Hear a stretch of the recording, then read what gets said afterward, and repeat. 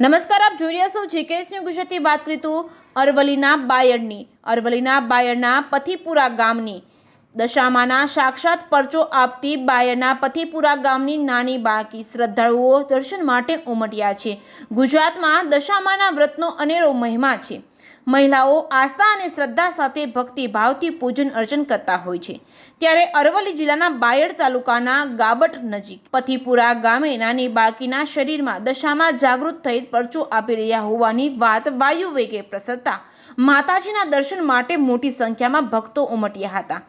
દર્શન કરવા આવેલા શ્રદ્ધાળુઓએ બાળકીના પગમાં શ્રીફળ ચુંદડી ધરાવી દર્શન કરવા 2 દિવસથી દર્શન કરવા માટે બાયડના પથીપુરા ગામે શ્રદ્ધાળુઓની ભારે ભીડ ઉમટી પડી રહી છે।